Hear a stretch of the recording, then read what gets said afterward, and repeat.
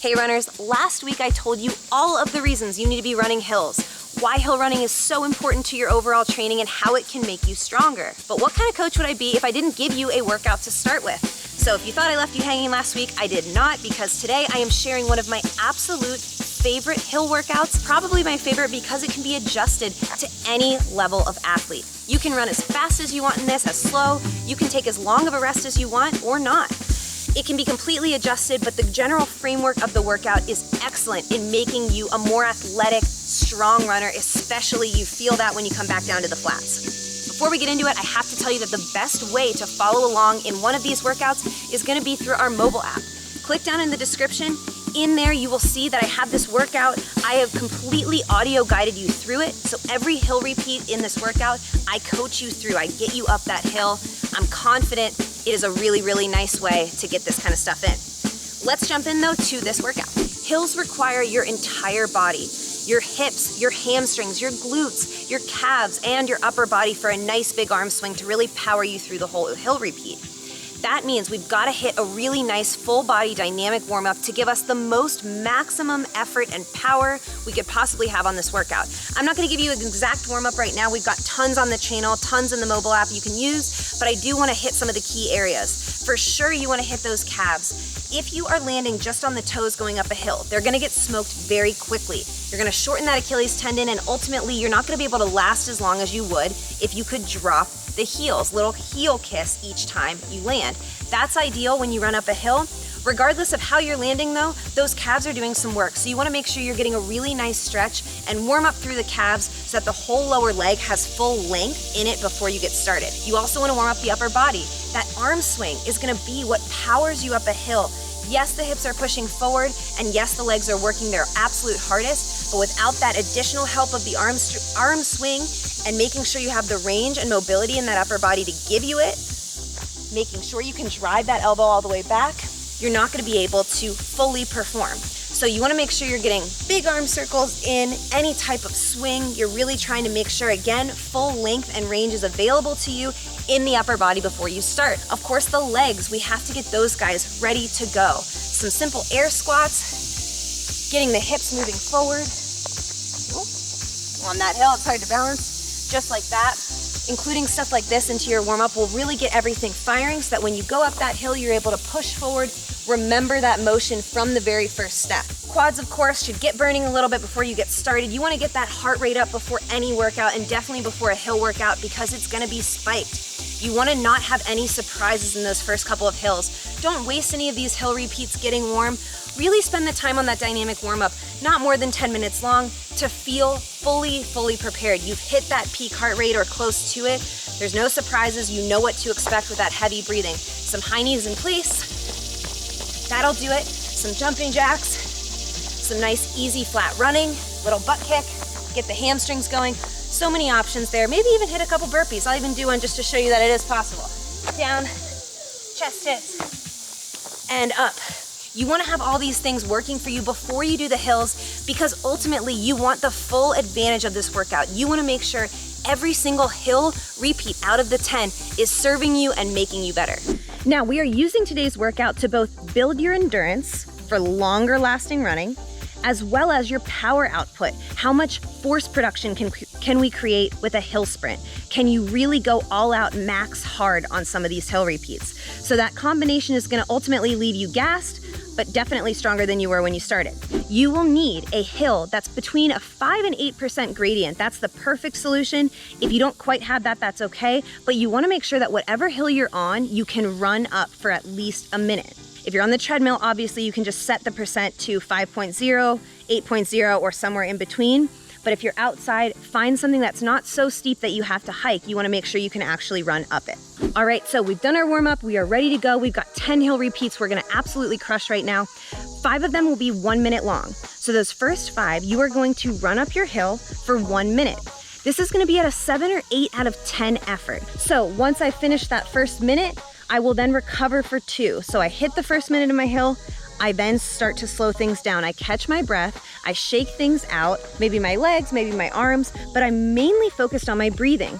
I wanna feel completely ready to go again by that second hill repeat. So I go big inhales through the nose,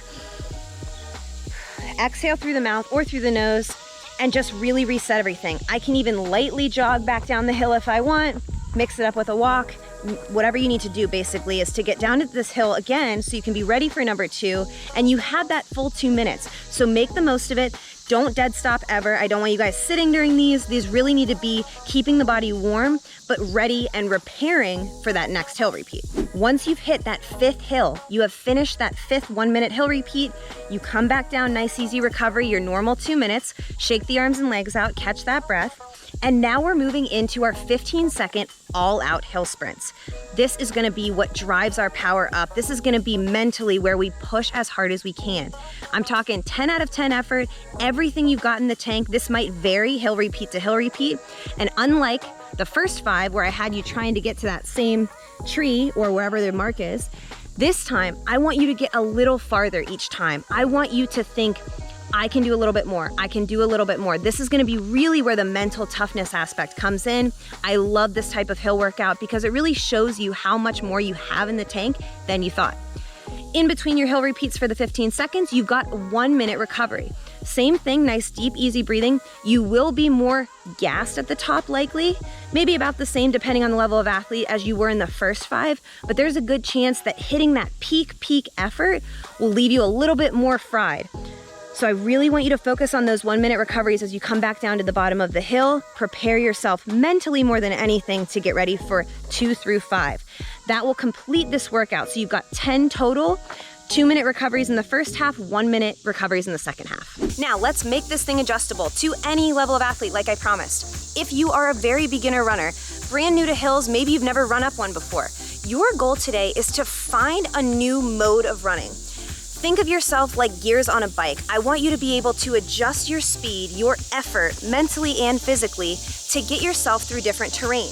If you've never experienced adjusting your running speed throughout a run, you've really just gone to a walk as soon as things got hard, I want you to push yourself today to feel a little bit more comfortable in a run on a hill. That means on those 1-minute repeats, I want you to go slow as you need to keep it in a run versus going to a walk. If you go too hard and try to hold on to that run, come 30 seconds in, you're gonna have to take it to that walk. We don't wanna overdo it in the beginning. So you're focused on finding your own medium speed here. For the advanced athletes, this type of workout is great for building your VO2 max, how well you can use that oxygen to perform as a runner. So for your 1-minute repeats in those first 5, I want you guys to really push that top end speed, but stay consistent.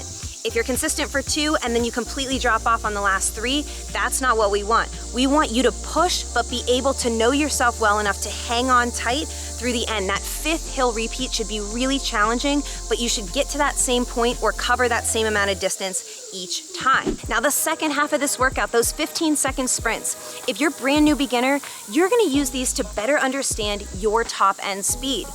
As a beginner, you usually only think of yourself as running in one speed, one mode. You always feel the same when you go out and do it. This workout is designed to get you understanding that you have a range to work with. You, just like an advanced athlete, have a faster speed, a lower speed, and your breathing will feel different at each of those. For those 15-second all-outs, I want you to push as hard as you can, but not so hard that you feel close to lightheadedness or a blackout. You just want to know you're working a little bit harder and faster than you were during the 1 minutes. It's just being used as a comparison for you. You again want to try to move quickly the whole time. For the advanced athletes, these 15-second all-out sprints are really a chance to challenge the mind. I want you to erase every single hill repeat from your mind after you've finished it. In other words, we're not comparing the whole time the way that we did with those 1-minute runs. I want you guys to use these to push yourself. How absolutely hard can you go on each one, believing you can always do a little bit more? I want you to focus on big arm swing, chest open, hips forward, and that really quick pull off the ground, that high cadence. This needs to be your peak performance, peak form as a runner to get you as fast as possible up these hills. 15 seconds is short, but it is really a place to grow, as you know.